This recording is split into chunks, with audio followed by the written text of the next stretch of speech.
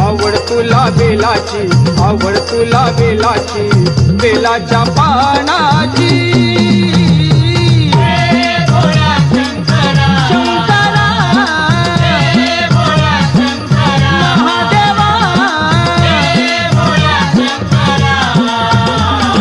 आवड तुला बेलाची, आवड तुला बेलाची, बेलाच्या पानाची.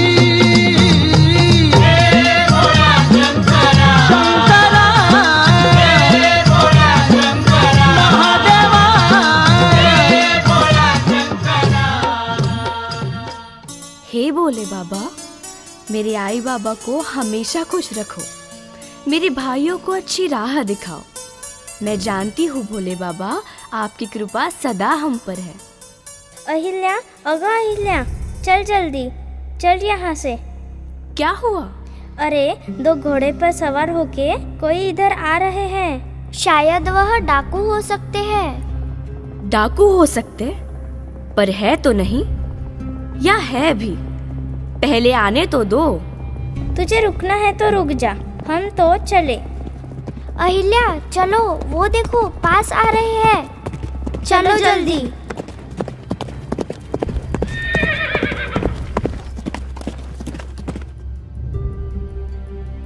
सुनो बालिका, यहाँ अकेले क्या कर रही हो? क्या हमें आते हुए देख तुम्हें डर नहीं लगा? नहीं, मैं अकेली कहाँ हूँ, महादेव है ना मेरे साथ. जय शिव शंभो, जय शिव शंभो. सुनो बालिके, क्या हमें कहीं पानी मिल सकता है? क्या? पानी? हाँ, है ना. चलो, हमारा खेत करीब में ही है. खेत के कुएं पर चलो. आप मेरे पीछे पीछे चले आओ. वैसे आपने मुझे अपना परिचय तो नहीं दिया, तो मैं आपको अपना दोस्त ही मानती हूँ. प्रिय दोस्त, आप किस गांव के हैं? आप तो हमारे चौंडी गांव के दिखाई नहीं देते. आप तो बहुत बड़े मालदार दिखाई दे रहे हैं. हम व्यापारी हैं. ये हमारा खेत आ गया. आप बैठिए. नारबा, मेरे दोस्तों के लिए पानी लेकर आओ. ये लीजिए, जवारी की भाकर और प्याज. तब तक नारबा पानी लेकर आ जाएगा. नहीं नहीं, व्यापारी कभी नहीं नहीं बोलते. लड़की बोल रही है तो खा लेते हैं. वैसे तुम्हारा नाम क्या है? मियाँ अहिल्या. मेरे बाबा का नाम मानकोजी शिंदे. मेरे बाबा बहुत अच्छे हैं. मेरे गांव में किसी भी लड़की को पढ़ने नहीं दिया जाता, पर मेरे बाबा मुझे पढ़ाते हैं. एक बात बताऊं, मुझे तो तलवार चलाना आता है, तीर कमान चलाना आता है. अब बताओ, किसे निशाने पर लेना है? उस घोड़े पर निशाना लगाओ. क्या ये घोड़ा हमारा दुश्मन है? मैं उसके खून से अपना तीर क्यों भिगाऊं? वो भी तो एक मेहमान ही है. मेहमानों को मारने की परंपरा हमारी नहीं है. बेजुबान प्राणी पर, गरीबों पर प्रेम करना चाहिए. इतनी समझदारी की बातें कहाँ से सीखी हो अहिल्या? मेरे बाबा से. और भजन कीर्तन में भी यही बताया जाता है. हर रोज रात्रि को मेरे आई बाबा कीर्तन सुनने जाते हैं. मैं भी उनके साथ जाती हूँ. अरे, बातों बातों में बहुत समय हो गया. मेरे आई बाबा मेरा इंतजार कर रहे होंगे. मुझे अब चलना चाहिए. आपको मेरा नमस्कार. महादेव की इच्छा हो तो फिर मिलेंगे. लड़की बड़ी तेज है, संस्कारी भी है. तो आपका क्या कहना है? खंडेराव के लिए मांग ले. आपने तो हमारे मन की बात कह दी. रात बहुत हो गई है.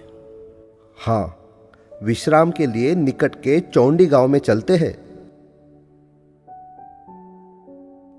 सुनो अहिल्या की माँ, जल्दी चलो. और हाँ, अहिल्या को भी जल्दी तैयार करो. महाराज ने बुलावा भेजा है. ओहो, क्या हुआ? महाराज ने क्यों बुलाया? जरूर अहिल्या ने कुछ तो गड़बड़ की होगी. आपको कितनी बार कहा है कि बेटी को इतना सर पे मत चढ़ाओ. आपके लाड़ प्यार ने उसे कुछ ज्यादा ही आजाद कर दिया है. बाकी लड़कियां देखो कैसे रहती है, और लाडली अहिल्या दिन भर इधर उधर पूरे गांव में भटकती रहती है। अहिल्या की माँ, अहिल्या अभी बच्ची है। बच्ची 8 साल की हो गई है, शादी की उम्र हो गई है। ऐसे ही चलता रहा तो जाने क्या पता कैसा ससुराल मिलेगा। तुम चिंता क्यों करती हो? मेरी अहिल्या बहुत गुणी है। महादेव की कृपा से सब अच्छा होगा। अच्छे ससुराल में जाएगी हमारी बिटिया। आपसे तो बात करना ही गलत है। बेटी का नाम निकला नहीं कि हो गए शुरू उसका गुणगान करने। चलो जल्दी, अब देर नहीं हो रही, महाराज ने बुलाया है ना। हाँ हाँ, चलो चलो, जल्दी चलो।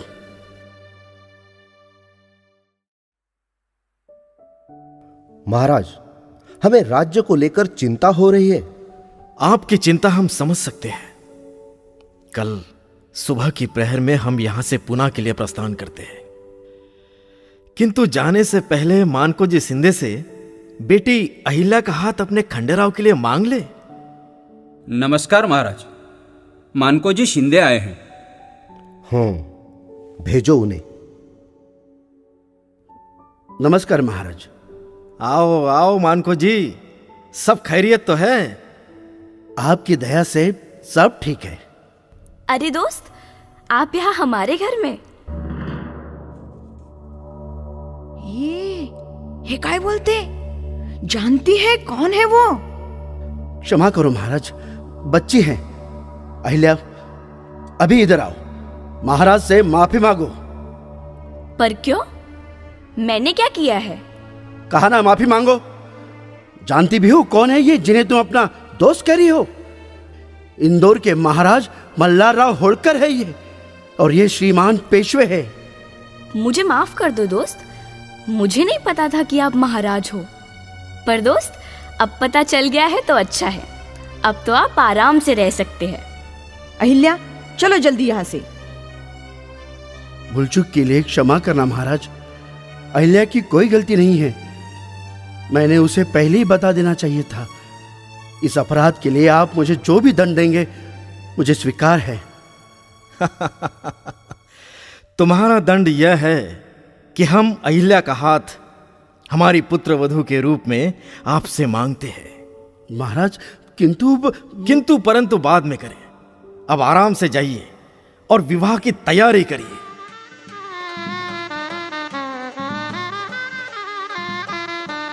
31 मई 1725 में पिता मानकोजी शिंदे व माता सुशीला शिंदे के घर में जन्मी बेटी अहिल्या के जीवन का नया अध्याय उम्र के 8 साल में शुरू हुआ। सूबेदार मल्हारराव होळकर के पुत्र खंडेराव होळकर से बेटी अहिल्या का विवाह हुआ। चौंडी गांव से अहिल्या की विदाई और इंदौर की भूमि पर उनके कदम आने वाले समय में अहिल्या के लिए बेटी अहिल्या से लोक माता अहिल्या बनने तक का साक्षी रहा। माता अहिल्या की कीर्ति भारत के इतिहास में अपना नाम स्वर्ण अक्षरों से रेखांकित की गई। बाबा, तुमने मुझे फिर एक युद्ध से दूर रखा। क्या मैं सिर्फ तुम्हारा पुत्र हूं या एक योद्धा भी हूं? योद्धा वही जो समय और समझ से लड़ता है। तुझमें अभी दोनों की कमी है खंडेराव। मुझमें कमी नहीं, हौसला है। हर समय आप मुझे परीक्षा में डालते हो। कब तक बाबा, कब तक? दोनों एक ही कुल के हो, एक दूसरे को बुझाने का नहीं, रोशन करने का काम करो। गौतमा, ये समझे तब ना। इसे लगता है कि तलवार उठाना ही शौर्य है, और आपको लगता है तलवार से ज्यादा गुप्त नीति का महत्व है। पर माँ, क्या मैं कभी बाबा की नजर में अपनी जगह बना पाऊंगा? बेटा, बाप की नजर में पुत्र तभी रहता है जब वो अपनी छाया से आगे निकल जाता है। पर वो छाया भी तो बाबा की ही छाया है ना। अगले युद्ध में तुम मेरे साथ रहोगे, पर एक शर्त है। तुम्हें हर कदम सोच समझकर उठाना होगा।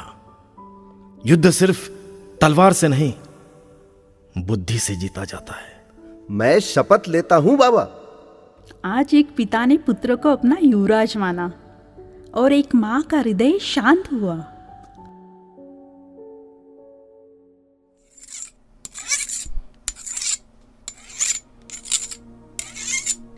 तलवार तेज करना जरूरी है।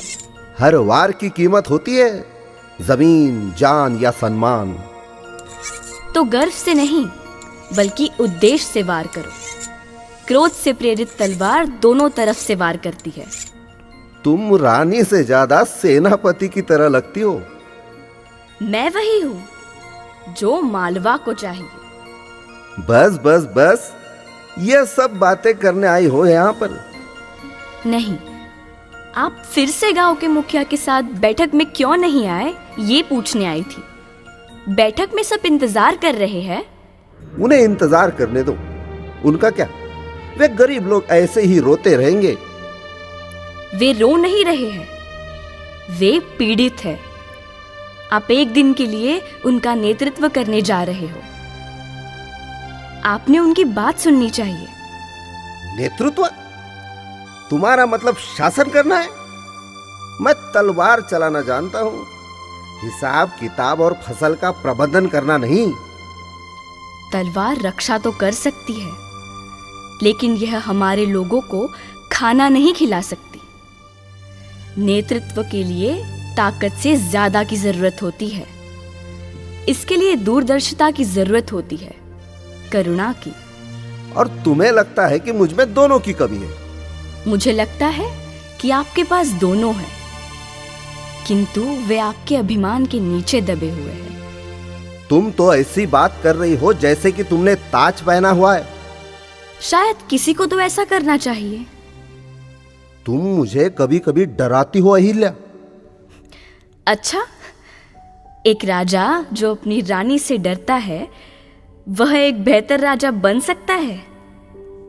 अच्छा, तो किसी ने रानी को चुनौती दी या रानी को उससे स्पर्धा करने वाला कोई मिल गया? स्पर्धा नहीं, स्पर्धा कैसी? वह मेरे पति है। और फिर भी दिखता तो युद्ध के मैदान जैसा ही है। वह यह नहीं देखते। जिम्मेदारी, लोग, उनके पीछे का दर्द। वह मजाक करते हैं, लड़ते हैं, लेकिन वह यह सब नहीं देखते। वो तुम्हें देखता है, इतना तो मैं जानती हूँ, लेकिन उसने अभी तक तुम्हारी आंखों से देखना नहीं सीखा है। मैं नहीं चाहती कि वह मेरी तरह बने। मैं बस चाहती हूँ कि वह कोशिश करे, लोगों की ओर एक कदम बढ़ाए, अहंकार से नहीं, दिल से काम ले। अहिल्या, तुम आग और धैर्य हो, वो चिंगारी और गर्व है। तुम उससे लड़ नहीं रही हो, तुम उसे सिखा रही हो, भले ही अब ये युद्ध जैसा लगे। क्या होगा अगर वह कभी नहीं सीखे तो तुम सिखाओगी, फिर से और फिर से, क्योंकि प्रेम कोई मुकुट नहीं है जिसे तुम पहनती हो। ये एक युद्ध है जिसे तुम चुनती हो। और तुम अहिल्या, युद्ध से कभी पीछे मत हटो। कभी कभी मैं चाहती हूँ कि मुझे आप जैसी शांति मिले, और कभी कभी मैं चाहती हूँ कि मुझे आप जैसी आग मिले। विवाह के कुछ सालों बाद होलकर घराने में नई पीढ़ी का आगमन हुआ। बेटी अहिल्या ने पुत्र मालेराव और पुत्री मुक्ताबाई को जन्म दिया। समय के साथ पुत्र मालेराव राज्य कारभार को जानने लगा, किंतु हर कोई पुत्र मालेराव की तुलना माता अहिल्या एवं पिता खंडेराव से करने लगे। इससे वह नाराज रहने लगा। तो तुमने फिर से किताब की बजाय तलवार को चुना? एक राजा को पता होना चाहिए कैसे लड़ना है और कैसे सोचना है। एक तलवार लड़ाई जीत सकती है, लेकिन एक तेज दिमाग राज करता है। हर कोई मेरी तुलना आपसे करता है, आई से भी। मैं भूतों के पीछे भागते भागते थक गया हूं। तुम यहां हम दोनों में से किसी की तरह बनने के लिए नहीं आए हो, तुम यहां बेहतर बनने के लिए आए हो। लोग मुझसे नहीं डरते, वे आई का सम्मान करते हैं। मंत्री मेरी बात से ज्यादा उनकी बात सुनते हैं। डर से अर्जित सम्मान जल्दी खत्म हो जाता है, लेकिन ज्ञान से पैदा हुआ सम्मान यह जन्मों जन्मों तक गूंजता रहता है। तुम्हारी आई इसलिए सम्मान पाती है क्योंकि वह शासन करने से पहले सेवा करती है। तो आपका क्या? आप युद्ध में निडर थे तो आपको किस बात ने ताकत दी? तुम्हारी आई की स्पष्टता और मेरे पिता का अनुशासन, ज्ञान की कमी और इसके कारण एक गलती से मेरे लोगों की जान जा सकती है, किंतु करुणा एक आदमी को विनम्र बनाती है। लेकिन कोई मुझे नहीं देखता, सिर्फ आपकी परछाई कहते हैं, और आई की मौजूदगी, इससे मेरी आवाज छोटी लगती है। तो काम से बोलो, क्रोध से नहीं, अभिमान से नहीं। सिंहासन सोने से नहीं बना है मालेराव, यह बलिदान से बना है। तुम्हें इसे हर दिन अर्जित करना होगा। क्या मैं कभी पर्याप्त हो पाऊंगा? तुम पहले से ही उससे कहीं ज्यादा हो, जो तुम जानते हो, लेकिन महानता किसी का इंतजार नहीं करती, समझे मालेराव? अब चलो, आई ही इंतजार कर रही है। इधर मल्हारराव ने अहिल्या को राजनीति की दीक्षा दी। इंदौर के कामकाज पर निगरानी रखना और न्याय व्यवस्था को सुरक्षित रखने का कार्य अहिल्याबाई ने शुरू किया। मल्हारराव अब चिंतामुक्त हो गए। सूबेदार के सभी गुण अहिल्या में समा गए। वो सभी कामों में व्यस्त हो गई। मल्हारराव जब कभी युद्ध पर जाते तब अहिल्याबाई राज्य की व्यवस्था भली भांति संभालती थी और उनकी सलाह के अनुसार काम करती थी। ये सब मल्हारराव इसलिए करते थे ताकि भविष्य में अहिल्या अपने पति को राज्य संचालन में सहायता कर सके। अहिल्या, शासन सुचारू रूप से चलाना है तो आपको लोगों को परखने की कला सीखनी होगी। राजनीति के सभी सिद्धांत सीखने होंगे। देश की स्थिति का ज्ञान रखना होगा। आंतरिक समस्याओं का समाधान ढूंढना होगा। युद्ध के मैदान में जो बाधाएं आती है उन पर सोच समझकर निर्णय लेने होंगे। बिल्कुल काका साहब, आपने युद्ध भूमि से जो संदेश और आदेश भेजे हैं उनका पालन हो रहा है। राज्य की व्यवस्था को लेकर आपने जो सूचनाएं दी है उनको समझकर कार्य हो रहा है। आप निश्चिंत रहे। युद्ध भूमि पर आपका कौशल देखकर हम सब आश्वस्त हैं अहिल्या। इसके बाद आपको युद्ध क्षेत्र से जुड़ी कई छोटी छोटी बातों का ज्ञान प्राप्त करना होगा। प्रत्यक्ष कार्य करना पड़ेगा। आपको सदैव तत्पर रहना होगा। मैं तैयार हूं। हाल ही में इंदौर में पेशवा का एक मेहमान आया था। उसे मदद करने के लिए पेशवा का हमें पत्र मिला। हमने तुरंत अधिकारियों को आदेश दिया, उन्हें सारी सुविधाएं प्रदान की। ये आपने अच्छा किया। महाराष्ट्र के मराठा और पेशवा से हमें संबंध अच्छे रखने होंगे। जरूर रखेंगे, किंतु हमारे स्वाभिमान को हम चोट नहीं लगने देंगे। हमारी सीमा की सुरक्षा और जन कल्याण ही हमारा ध्येय रहेगा। शाबाश अहिल्या, अब हम निश्चिंत हैं। हमारी भूमि अब मजबूत हाथों में है। आज अहिल्याबाई हमें कुछ बताना चाहती है। शायद इसीलिए हमें यहाँ बुलाया है।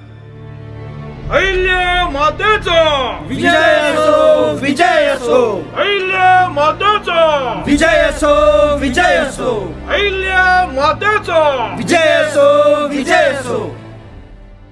काका साहब ने हमें महत्वपूर्ण कार्य सौंपा है, उसे निष्ठापूर्वक करना होगा। आपको फौज के घोड़ों और बैलों के चारे पानी का पुख्ता बंदोबस्त करना होगा। जी सरकार। और आपको इस बात की ओर ध्यान देना है कि सैनिकों के रोज वेतन की अदायगी बराबर हो रही है या नहीं। जी सरकार, यह जवाबदारी हमारी। काका साहब ने किसी महाजन से 2 लाख रुपए लिए हैं। इस बात का जिक्र उन्होंने पत्र में किया है। इसी पत्र को हुंडी समझकर इंदौर पहुंचते ही इस रकम की अदायगी करना है। इसकी रसीद भी लेना है।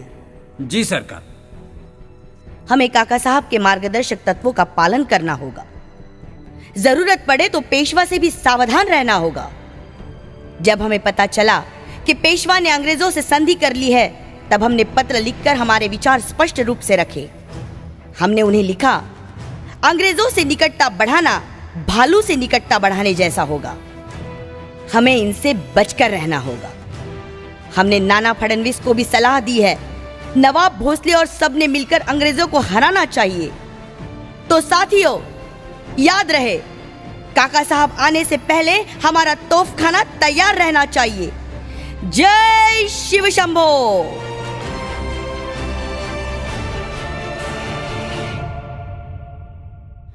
अगर तुम कल की लड़ाई में उसी तरह से आगे बढ़ो जैसे तुम अपनी शादी की दावत में आगे बढ़े थे, तो हम सूर्योदय से पहले जीत जाएंगे। रानो जी, खाली तलवार की तुलना में भरा पेट बेहतर है। किसने कहा कि योद्धाओं को भिक्षुओं की तरह खाना चाहिए? फिर भी एक लापरवाह हमला गर्व से ज्यादा महंगा पड़ सकता है। नदी के पास दुश्मन की स्थिति चतुराईपूर्ण है। हमें धैर्य की जरूरत है, सिर्फ जुनून की नहीं। सीताराम, धैर्य से मंदिर बनते हैं, जीत नहीं। मेरे पिता ने उत्साह से शासन किया, मैं संकोच से शासन नहीं करूंगा। आग दोनों तरफ जलती है खंडेराव। कभी कभी रास्ता जलाने से बेहतर है कि उसे रोशन किया जाए। हर कोई मेरी तुलना मेरे बाबा से करता है। मेरी पत्नी 10 राजाओं की बुद्धि से चलती है। मेरा अपना बेटा भी मुझे ऐसा देखता है जैसे मुझे हर सांस में अपनी योग्यता साबित करनी है। क्या मुझे अपनी विरासत बनाने का अधिकार नहीं है? हाँ है, लेकिन विरासत भी सावधानी से गढ़ी जानी चाहिए। एक गलत प्रहार और पत्थर टूट जाता है। तुम मेरी कहानी की पहली पंक्ति हो, किसी और की कहानी की नहीं। साहस से लड़ी गई लड़ाइयों के लिए और बुद्धि से बच निकलने के लिए ये एक घूंट। और उन दोस्तों के लिए जो राजाओं को याद दिलाते हैं कि कब लड़ना है और कब सोचना है, यह और एक घूंट उनके लिए। कल करीब रहना, पहरेदारों की तरह नहीं बल्कि भाइयों की तरह। अगर मैं गिरता हूं, असफल होता हूं, तो मेरे होठों पर मेरा ही नाम हो।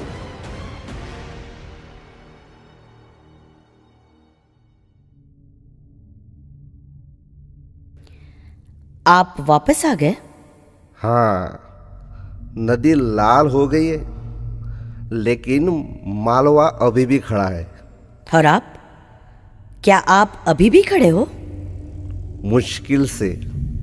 जीत की कीमत चुकानी पड़ती है, जिसे मैं तब तक नहीं समझ पाया जब तक कि मैंने एक मरते हुए लड़के की आंखों को नहीं देखा जो मुझ पर विश्वास करता था। यह एक नेता का बोझ है। जो लोग आपको खुश करते हैं वे शायद ही कभी युद्ध के मैदान में खड़े होते हैं। जो लोग मरते हैं वे अक्सर चुपचाप मरते हैं। मैं आगे बढ़ा, यह सोच के कि मेरी तलवार के अंत में महिमा इंतजार कर रही है, लेकिन मुझे सिर्फ सन्नाटा और खून मिला।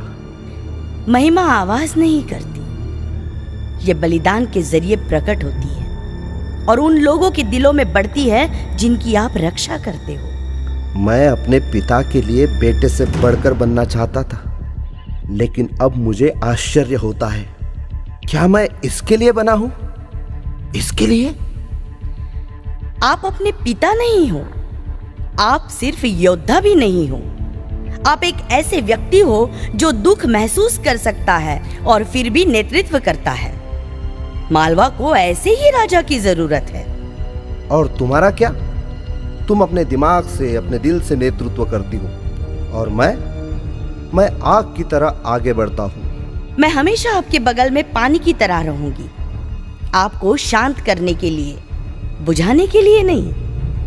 साथ मिलकर हम संतुलन बनाते हैं, साथ मिलकर हम ताकत बनाते हैं। तो तुम मुझे यह मत भूलने दो कि मैं कौन हूं अहिल्या। जब जयकारे फीके पड़ जाते हैं तब नहीं, जब छाया वापस लौटती है तब नहीं। कभी नहीं। आप खंडेराव होलकर हैं, मेरे पति। मालवा की तलवार और ढाल, जिस तरह माता पार्वती महादेव के साथ हमेशा रही, वैसे ही मैं हमेशा आपके साथ हूँ। त्रिशूल डमरू हाथी संगे नाचे पार्वती हो। त्रिशूल डमरू हाथी संगे नाचे पार्वती। त्रिशूल डमरू हाथी संगे नाचे पार्वती हो। त्रिशूल डमरू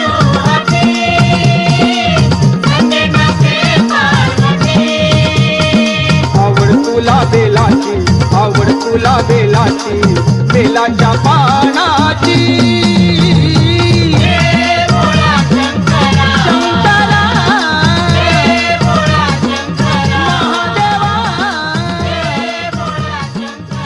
इसके बाद खंडेराव होलकर की मृत्यु कुम्हेर की लड़ाई के दौरान हुई, जब मराठा सेना ने जयपुर के महाराजा सूरजमल के कुम्हेर किले पर हमला किया था। इसी दौरान खंडेराव एक तोप के गोलों की चपेट में आ गए और युद्ध में वीर गति को प्राप्त हो गए। किंतु एक पिता के लिए अपने बेटे का अंत देखना कितना दुखदायक हो सकता है, ये हम समझ सकते हैं। खंडेराव के जाने से मल्हारराव टूट गए।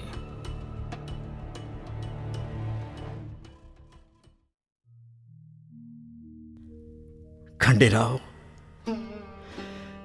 मैंने अपने जीवन की सारी लड़ाइयां तलवार से लड़ी, पर यह एक जंग मेरे अपने हृदय के भीतर है।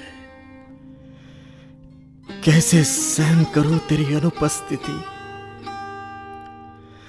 हर सुबह तुझे पुकारा, हर रात तेरी सलामती की दुआ मांगी, किंतु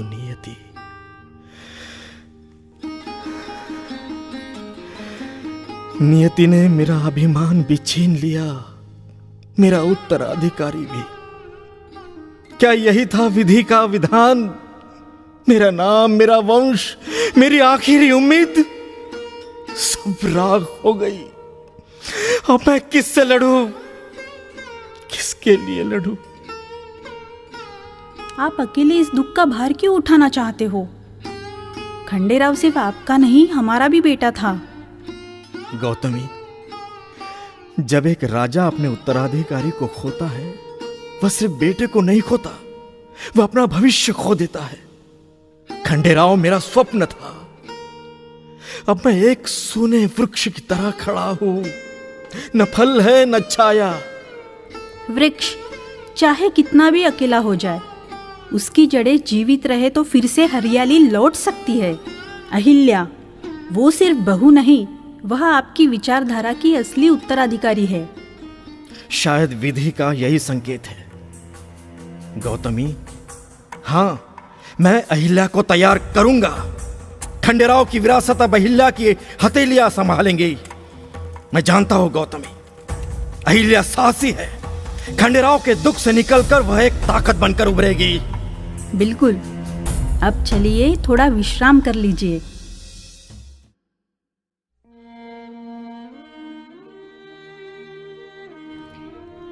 आप मुझे अकेला छोड़कर चले गए। आपके बिना ये महल, ये राजगद्दी, ये दीपक सब निष्प्राण है। आपकी हंसी की गूंज आज मेरे कानों में सन्नाटे जैसी लगती है। मैंने आपके साथ सपने देखे थे, अब उन सपनों की उस राख को सीने से लगा रही हूं। मुझे बहुत रोना आ रहा है, पर नहीं, मैं रोऊंगी नहीं। मुझे रोता हुआ देख आप नाराज हो जाते थे। आपको मेरा रोना कभी पसंद नहीं था, कभी नहीं।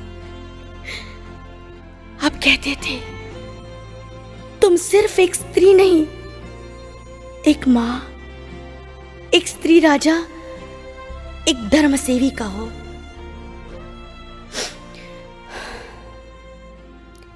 आप रणभूमि में गिरे, अब मैं कर्मभूमि में उठूंगी। तलवार नहीं थामूंगी, पर न्याय का तराजू मेरे हाथ में होगा। मैं नारी होकर भी राजा बनूंगी और ऐसा राज्य करूंगी कि पीढ़ियां आपका नाम गर्व से ले। हे शिव शंकर, हे नीलकंठ, हे भोले शंकर, आपने मेरी अग्नि परीक्षा ली है। मैं आपकी दासी हूं। जो कुछ खोया वह भी आपका, जो कुछ बचा वह भी आपकी सेवा में अर्पित। आपको खंडेराव का आधार था, किंतु नियति को यह भी मान्य नहीं था। हम जानते हैं कि उनके निधन से आप अकेली पड़ गई हो। खंडेराव का अकाली निधन होने से आप पर क्या क्या बीती हम समझते हैं। आप चिंता ना करें, हम ठीक हैं। हमें अब चिंतन करना चाहिए। किस बात का चिंतन? हम समझे नहीं। राज्य के चारों ओर अशांति और कलह मचा हुआ है। आपने सही कहा। अब चुपचाप नहीं बैठा जा सकता। मालवा की रक्षा के लिए हमें हर तरह से प्रयास करना होगा। काका साहब, सुना है राघोबा इंदौर पर चढ़ाई करने की योजना बना रहे हैं।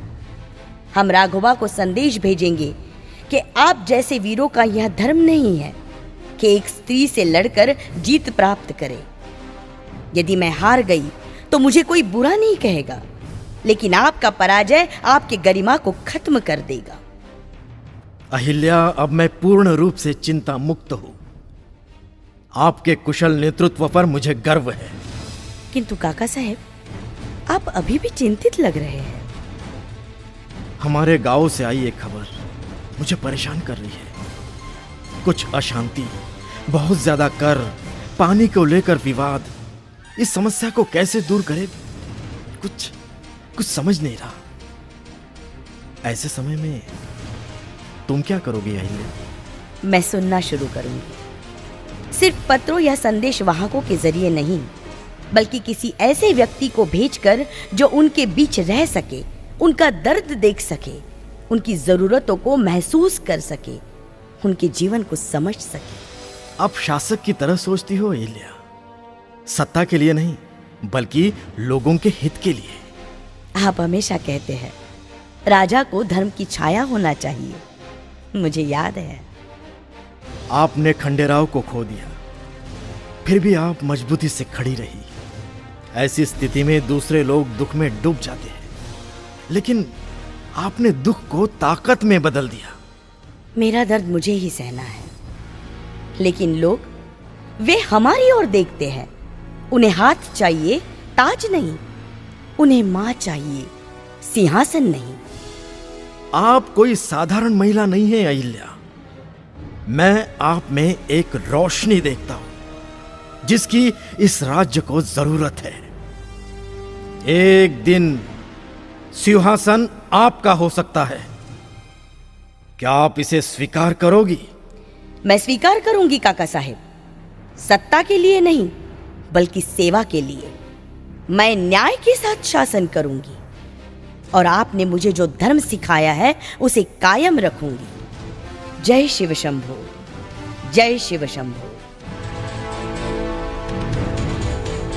मल्हारराव की कोशिश से मालवा में होलकर घराने का प्रभुत्व कायम हुआ।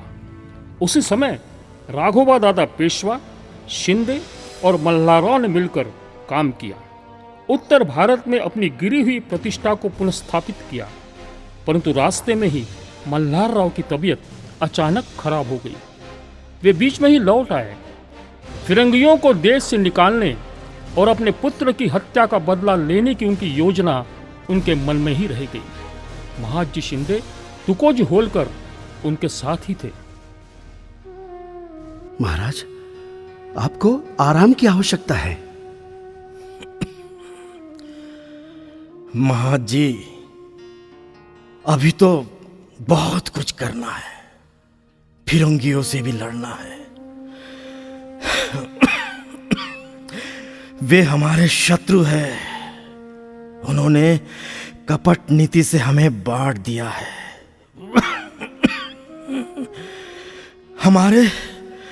हमारे अपने ही इस बात को समझ नहीं रहे। महाराज, आप चिंता ना करें। आपका पोता मालेराव कार्यभार संभाल सकता है। अभी वह छोटा है तुकोजी। उसे राजनीति की शिक्षा प्राप्त करनी होगी। सिवाय उसकी हरकतें कई बार अशोभनीय होती है। इस बात को लेकर हम काफी चिंतित हैं। तो खोजे अहिल्या माता का उन पर स्नेह है, वे मालेराव को संभाल लेगी। ये इतना आसान नहीं है। मैं समझता हूँ मालेराव को पेशवा के यहाँ नौकरी करनी चाहिए। इससे जो उन्हें अनुभव मिलेगा वो आगे चलकर काम में आएगा। महाराज जी सरकार। हाँ, काम में आएगा। मालेराव का ऐसा ही रवैया रहा तो मुश्किल होगा, अहिल्या को परेशानी होगी। हमें अब इस बात की चिंता है कि अहिल्या इन सब बातों का सामना कैसे करेगी। महाराज हम हैं, हम रानी अहिल्या का साथ देंगे, आप निश्चिंत रहें। सरकार महाजी, सरकार अब हमारा अंतिम समय आ गया है। सरकार अहिल्या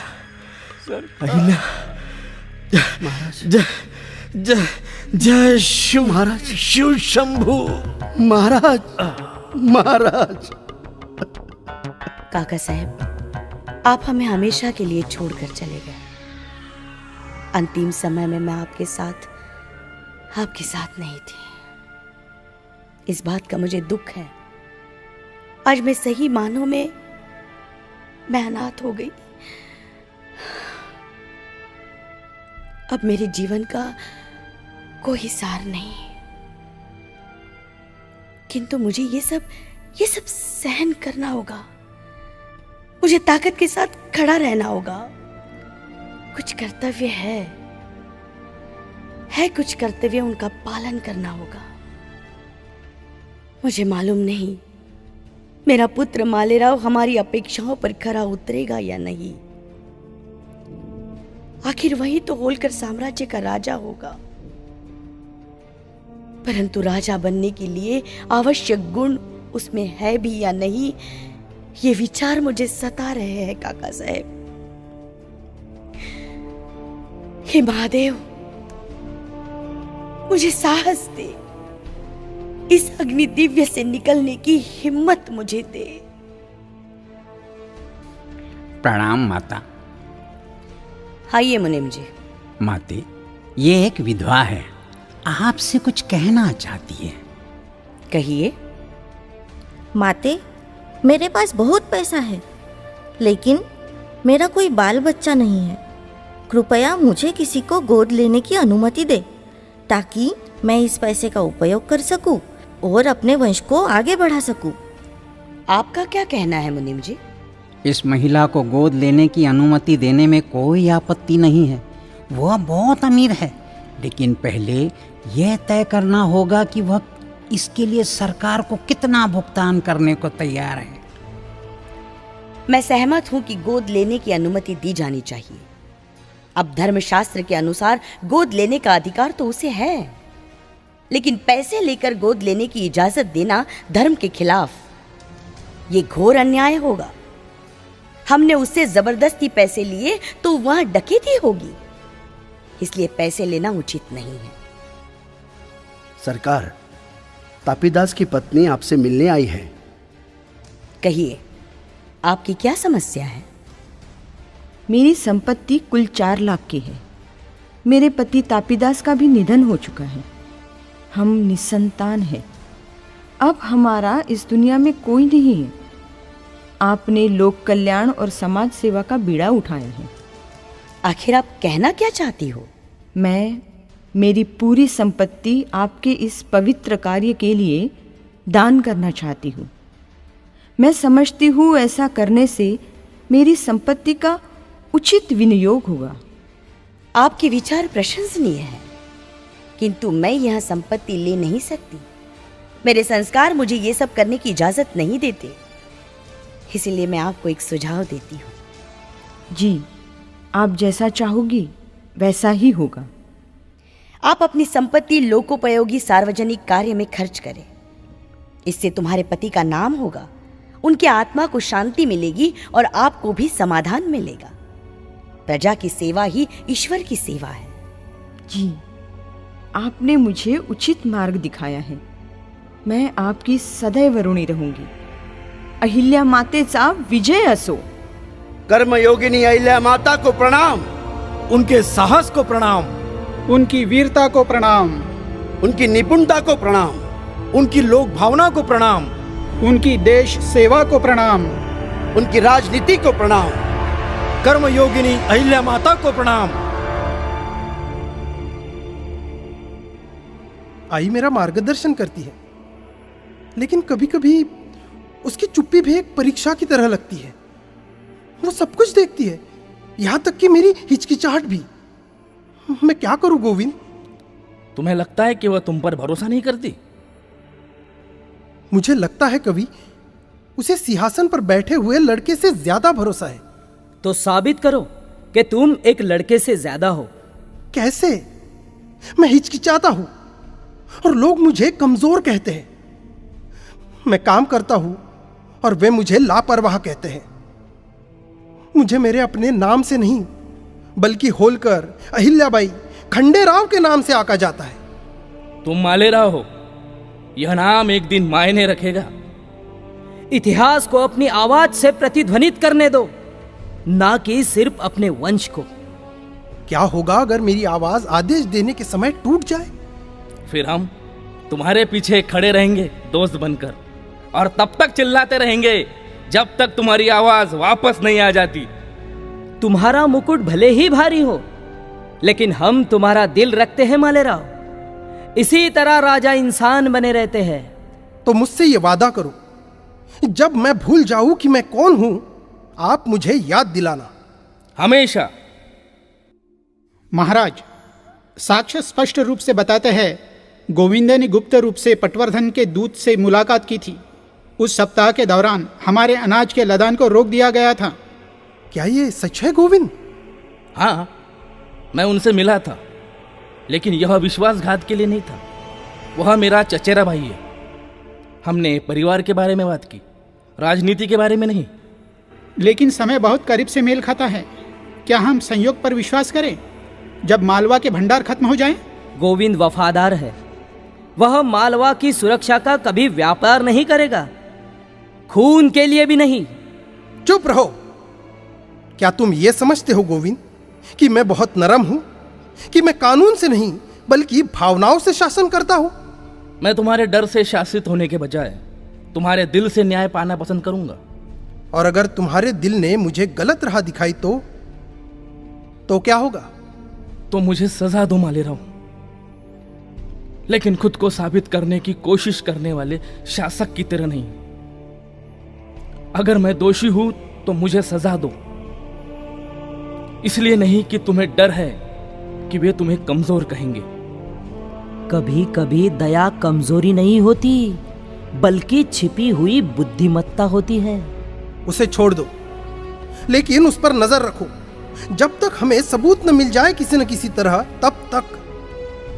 मैंने फैसला सुना दिया है। तुमने वही किया जो एक राजा को करना चाहिए। मैं बस यही उम्मीद करता हूं कि तुम इस प्रक्रिया में अपने दोस्त को न खो दो। आज तुम बहुत मजबूती से खड़े रहे मालेराव, लेकिन मैंने तुम्हारी आंखों में इसकी कीमत देखी। एक सिंहासन निर्णयों से बनता है कवि, लेकिन ये उनका भार है जो एक आदमी को तोड़ देता है। इतने कठोर निर्णय लेना यह तुम्हारा चरित्र नहीं है मालेराव। तुम्हें अपनी आई माता अहिल्या से ऐसे निर्णायक मामलों में परामर्श लेना चाहिए। मुझे लग रहा है तुम निर्णायक स्थिति में नहीं हो। कवि, तुम कहना क्या चाहते हो? कि तुम भी लोगों की तरह ही बोल रहे हो? जाओ यहां से, चले जाओ। आप सब मेरे दुश्मन हो। चले जाओ यहां से। सब कहते हैं मैं बदल गया हूं। हाँ, मैं बदल गया हूं। अब मैं आग हूं, आग जो सबको जलाकर राख कर देगी। जो भी मेरे सामने आएगा राख कर दूंगा। जाओ, जाओ यहां से। क्यों रुके हो? क्यों रुके हो? मुझसे बचना चाहते हो ना, तो भागो, भागो मुझसे दूर। मुझे किसी की जरूरत नहीं, किसी की जरूरत नहीं मुझे। मैं राजा हूं, राजा। कवि का अंदाजा सही निकला। मालेराव को राजा बनने के बाद मानसिक अस्थिरता हो गई थी। उनकी यह स्थिति धीरे धीरे और बिगड़ती चली गई और अंततः उनकी मृत्यु हो गई। मालेराव की मृत्यु के बाद उनकी माता अहिल्याबाई होलकर ने शासन संभाला और एक महान शासक के रूप में प्रसिद्ध हुई। अहिल्याबाई का शासनकाल भारतीय इतिहास में न्यायप्रिय और जन सेवा के लिए अत्यंत प्रसिद्ध है। हे महादेव, अब और क्या शेष था छीनने को? इनके जाने के बाद जिसको गोदी में पालकर जीवन की डोर पकड़ी थी, वही मालेराव अब मुझसे दूर हो गया।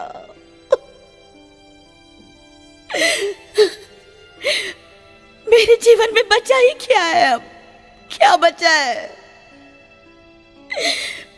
पति गया, पुत्र भी चला गया।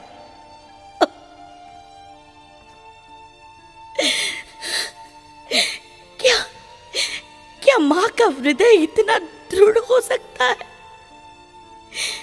कि अपनी ही कोख की चिता को निहार सके?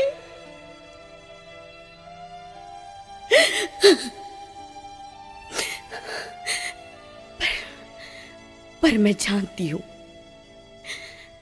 मेरा दुख मेरा निजी है। राज्य का धर्म इससे नहीं डगमगाएगा। अगर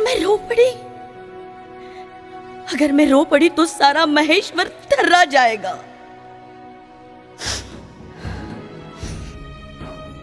पर मैं डगमगाऊंगी नहीं,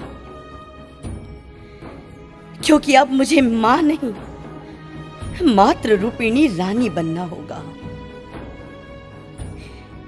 हे शिव शंकर, आपने मेरी हर परीक्षा ली है और हर बार मैंने सिर झुकाकर स्वीकार किया। क्या ये भी आपकी लीला है? क्या आप मुझे पूर्ण विरक्ति का मार्ग दिखा रहे हैं? तो लीजिए प्रभु, मैं सब अर्पित करती हूं। अपनी ममता, अपने मोह, अपना अहम। अब केवल सेवा बचे, केवल भक्ति बचे, केवल आपका नाम। मालेराव, तुम अब नहीं हो, पर तुम्हारी स्मृति में मैं हर यतीम को पुत्र समझूंगी, हर प्रजा को गोद में लूंगी, हर न्याय तुम्हारे नाम पर करूंगी। मैं नहीं टूटी, मैं तब गई हूं। अब मैं केवल अहिल्या नहीं, मैं हर मां की आशा, हर स्त्री की शक्ति और हर भक्त की श्रद्धा हूं। हर भक्त की श्रद्धा।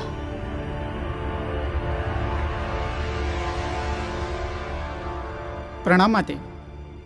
दीवान गंगाधर यशवंत चंद्रचूड़ आपसे मिलना चाहते हैं। उन्हें बुला लीजिए। राज्य के बारे में चर्चा आवश्यक है। अब आपको शोक से बाहर निकलना होगा।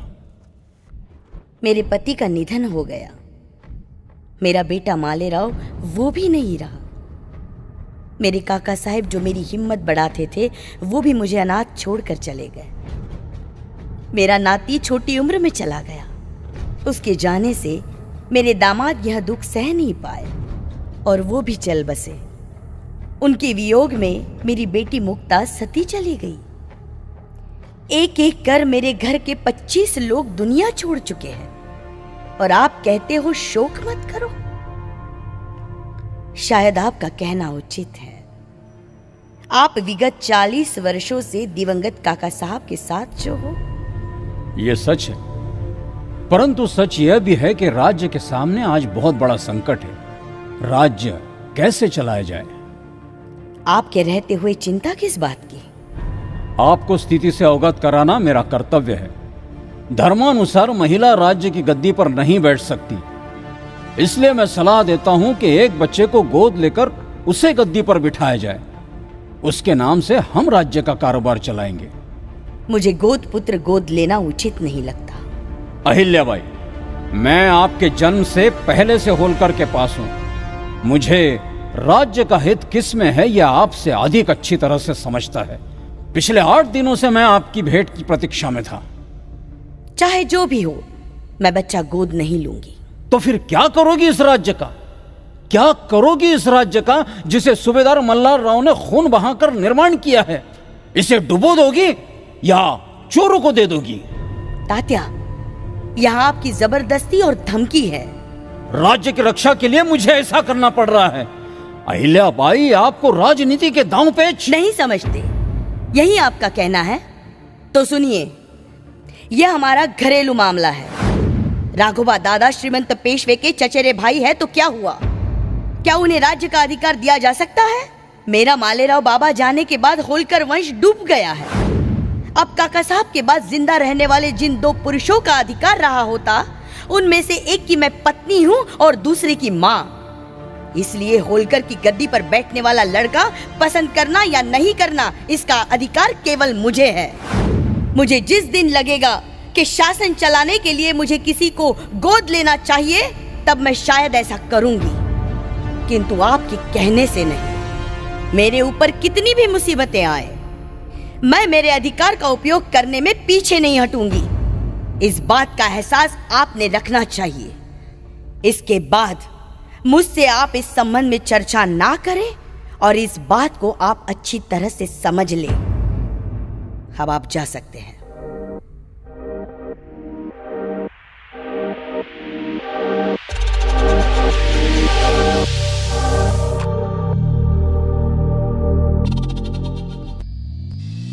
देवी अहिल्याबाई होलकर को भी नमन करता हूँ। थर थर कांप उठे दुश्मन जब रणभूमि में पांव धरे। मात अहिल्या के वंशज ये जान देण से नहीं डरे। मात अहिल्या के वंशज ये जान देण से नहीं डरे।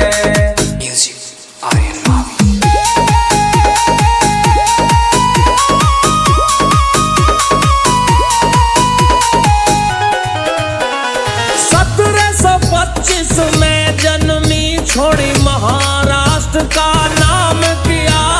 मानकोज पिता और सुशीला बाई माता ने आशीर्वाद दिया। मुगलों से भिड़ गई शेरनी, हिंदुओं की आन को बचा लिया। इंदौर कर्म भूमि से सदा ही अपना लगा के रखा हिया। अपना लगा के धर्म की खातर जान लुटा दी, भारत की जनता नमन करे। मात अहिल्याबाई के वंशज जान देण से नहीं डरे। मात अहिल्या के वंशज ये जान देण से नहीं डरे। जान देण से नहीं डरे।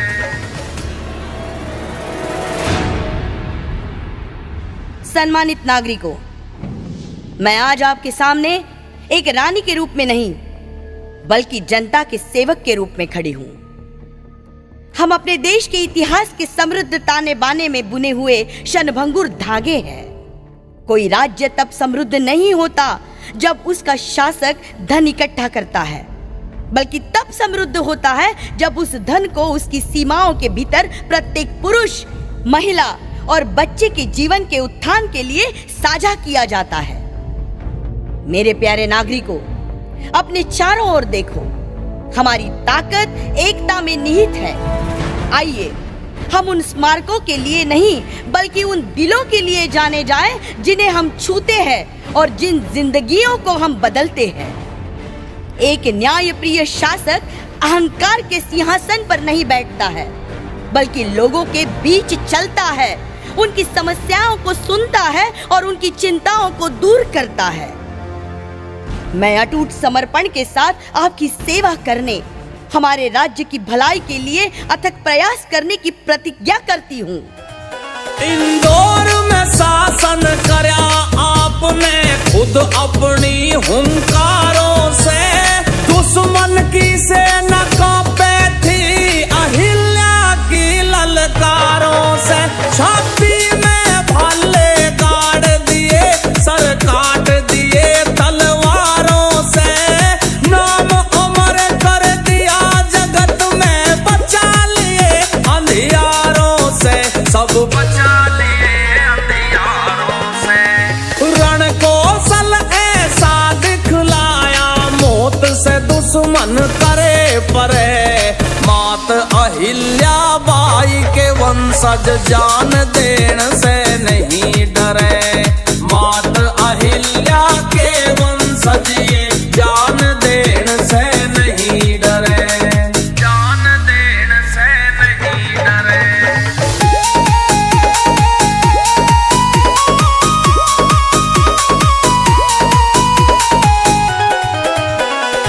औरंगजेब ने करया जो खंडित मंदिर को बनवाया था, गडरिया समाज का शेरनी ने रुतबा शिखर चढ़ाया था। मराठों का बच्चा बच्चा भी दुश्मन से टकराया था, हिंदुस्तान में अपने नाम का खुद परचम लहराया था, खुद परचम लहराया था। कहाँ तक करे बड़ाई जंग में, तलवार तेरी तो प्राण हरे। मात अहिल्या बाई के वंशज जान देन से नहीं डरे। मात अहिल्या के वंशज ये जान देन से नहीं डरे, जान देन से नहीं डरे। राघोबा का राजमाता अहिल्याबाई को नमस्कार। आइए राघोबा दादा। राजमाता अहिल्याबाई, साम्राज्य टूट रहा है, दिल्ली कमजोर हो रही है, पेशवा गद्दी को मजबूत हाथों से थामना चाहिए, मेरे हाथों से। सदाचार के बिना सत्ता अत्याचार बन जाती है राघोबा दादा। राजगद्दी को दावेदार की जरूरत नहीं है, उसे संरक्षक की जरूरत है। संरक्षक? और मुझसे बेहतर कौन हो सकता है? खुद बाजीराव का बेटा। क्या मुझे उनसे वफादारी की भीख मांगनी चाहिए, जिन्होंने कभी मेरे पिता की छत्र छाया में लड़ाई लड़ी? वफादारी दी नहीं जाती, अर्जित की जाती है। तुम भूल जाते हो, नाना साहेब की मृत्यु के बाद तुम्हारी महत्वाकांक्षा ने ही अस्थिरता ला दी है। और तुम्हारे संयम के कारण मराठों को फिर से दिल्ली पर कब्जा करना पड़ सकता है। मैं तुम्हारा समर्थन चाहता हूँ अहिल्याबाई। होलकर सेना में अब भी भय व्याप्त है, इसके साथ मैं व्यवस्था बहाल कर सकता हूँ। रक्त पर आधारित व्यवस्था? नहीं दादा, मैं व्यक्तिगत लालच से पैदा हुए दावे को निपटाने के लिए होलकर की तलवारें नहीं भेजूंगी। हम धर्म के लिए लड़ते हैं, मुकुट के लिए नहीं। और अगर मैं तुम्हारे साथ या तुम्हारे बिना मुकुट ले लूं तो क्या तुम मेरे खिलाफ खड़े रहोगी? तुम जो मुकुट लोगे वह स्वराज्य के आदर्शों पर छाप डालता हो तो हाँ, मैं खड़ी हो जाऊंगी। तुमने हमेशा अपने पति की ताकत को अपने साथ रखा है, लेकिन राजनीति में भावनाओं के लिए कोई जगह नहीं है अहिल्याबाई साहब। यह भावना है, लोगों के लिए है। एक भावहीन राजा शासक तो बन सकता है, किंतु याद नहीं किया जा सकता। अहिल्याबाई साहब, पेशवा परिषद षड्यंत्र कर रही है। वे कानून की बात करते हैं, फिर भी डर से काम करते हैं। वे मेरे अधिकार को पहचानने के बजाय एक बच्चे को समर्थन देना पसंद करेंगे। मैं एक बार फिर पूछता हूँ, क्या आप मेरा समर्थन करोगे? राघोबा दादा, आपके अधिकार पर सवाल नहीं उठाया गया। यह आपका चरित्र है जो हमें चिंतित करता है। विश्वासघात को रेशम में लपेटकर न्याय नहीं किया जा सकता। विश्वासघात? आप अपने दरबार के सामने मेरा अपमान कर रहे हो। मैं बाजीराव का बेटा हूं। मेरी रगों में बालाजी विश्वनाथ का खून बहता है। तो उस खून का सम्मान करो, क्योंकि बाजीराव मराठा की एकता के लिए लड़े थे, न कि निजी लाभ के लिए, ना ही उसे तोड़ने के लिए। आश्चर्य, तुम मुझे अयोग्य समझती हो। फिर भी धर्म के इन तथाकथित रक्षकों के नाम पर कोई जीत नहीं है। मैंने लड़ाइयां लड़ी हैं, किले बनवाए हैं, विद्रोहों को कुचला है। और फिर भी तुम विश्वास जीतने में विफल रहे। क्या तुम सोचते हो कि सेनाएं ही साम्राज्य बनाती है? मैं डर से नहीं, बल्कि विश्वास से शासन करती हूँ। मालवा के लोग चैन से सोते हैं, इसलिए नहीं कि मैं उन्हें चुप कराती हूँ, बल्कि इसलिए कि मैं उनका सुनती हूँ। तुम्हें इसका पछतावा होगा जब ज्वार बदलेगा, और वह बदलेगा जरूर। तो मैं उन लोगों को याद रखूंगा जो मेरे साथ खड़े थे, और जो नहीं थे वो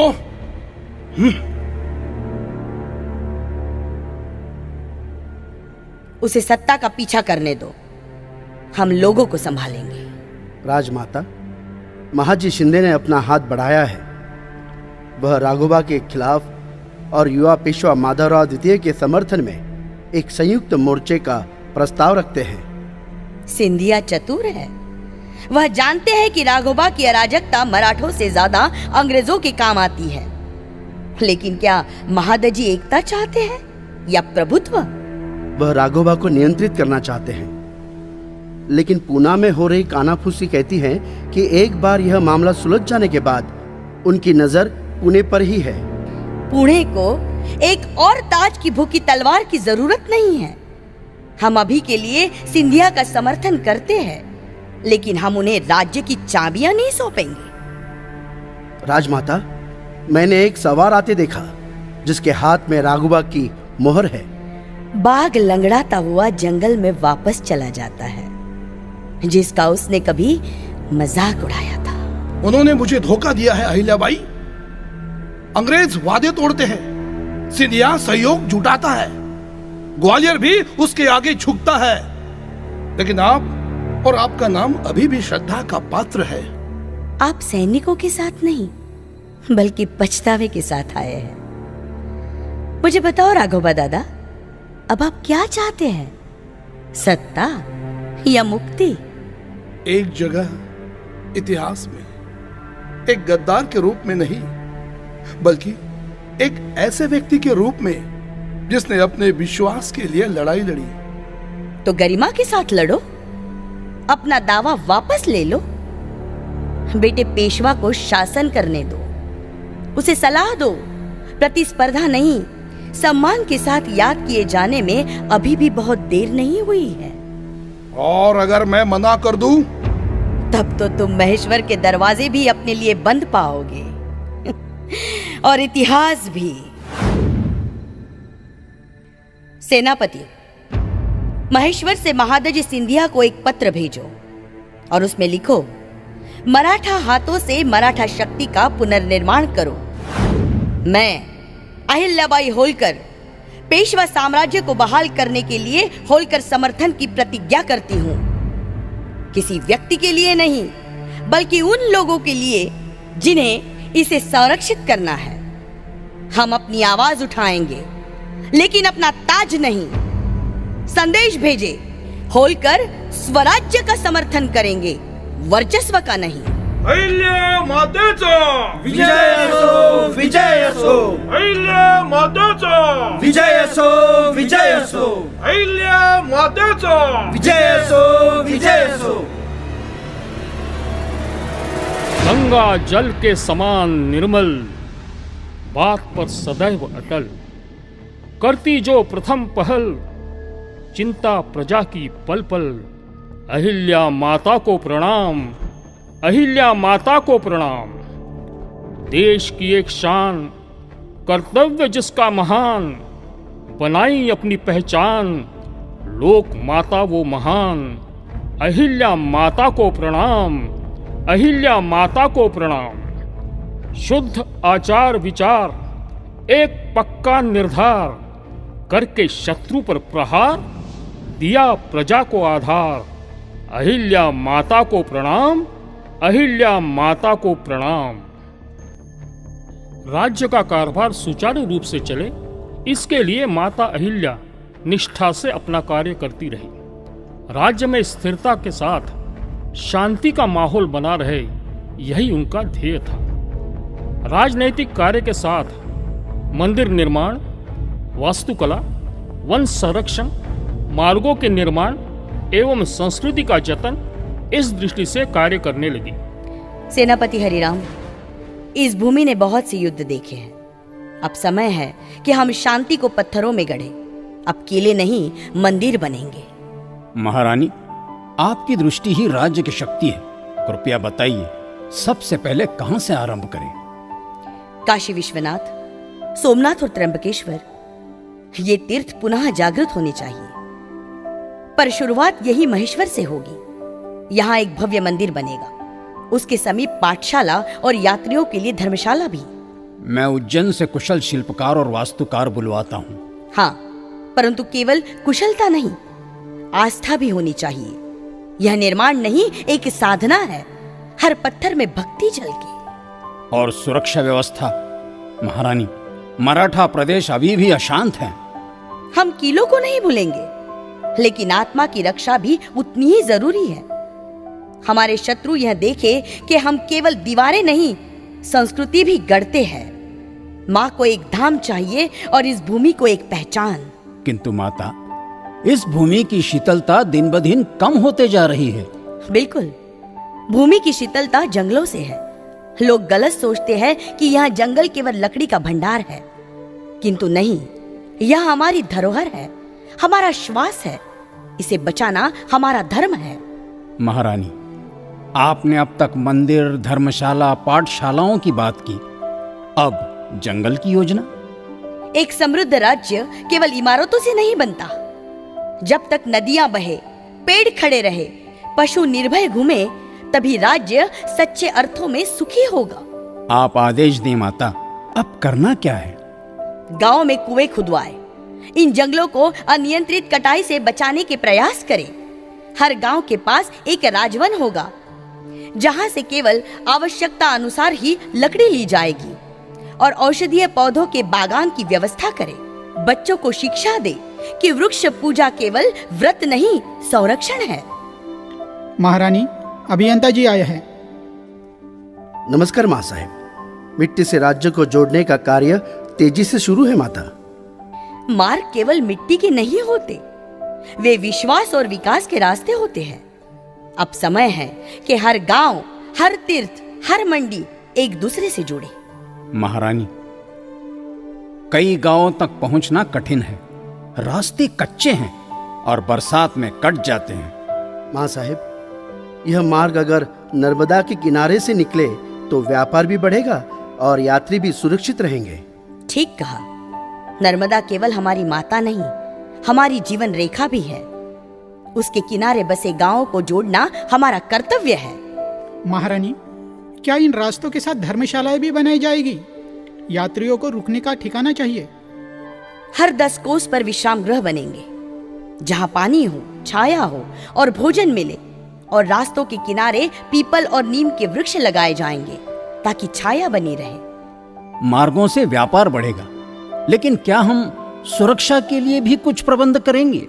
प्रत्येक मुख्य मार्ग पर चौकियां स्थापित होंगी। रक्षकों के साथ साथ मार्गदर्शक भी होंगे, ताकि कोई राहगीर भटके नहीं। जी महारानी, मैं तुरंत निर्माण का आदेश देता हूँ। यह केवल आदेश समझ कर ना करें। ये मार्ग केवल पत्थर के नहीं होंगे, ये मार्ग हमारी नियत के रास्ते होंगे, जो सदियों तक हमारी सोच की गवाही देंगे।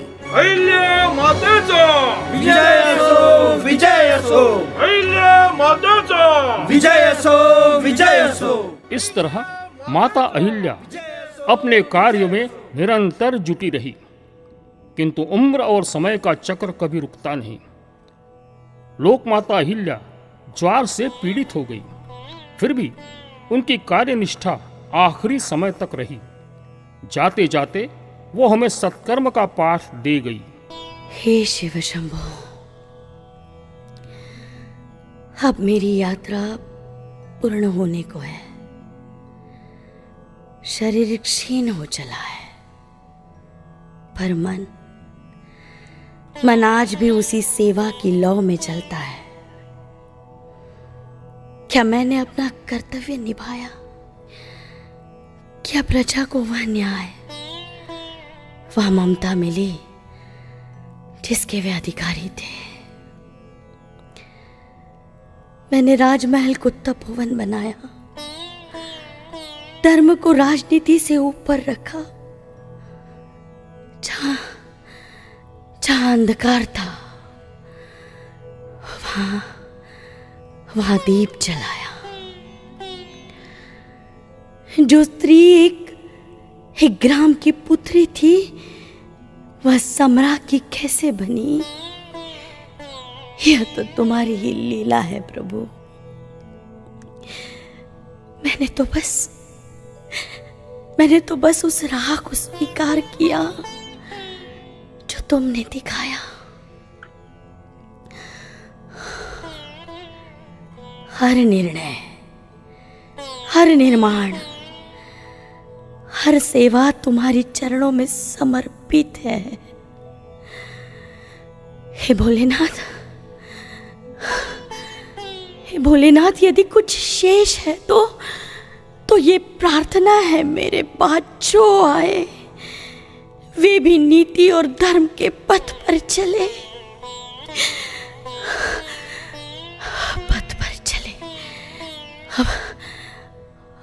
अब मैं चलती हूँ।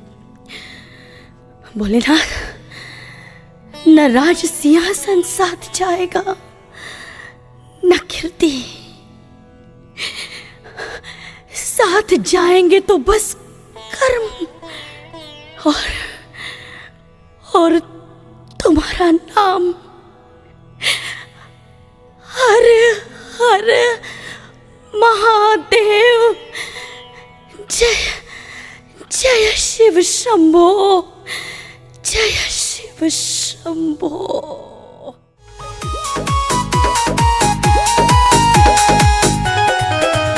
विवेक गडरिया नथुपुरा का तेरे ही गुण गावेगा। सुभाष गडरिया नमन करे, चरणों में शीश झुकावेगा। अजय बघेल दिल से तेरे नाम को चमकावेगा।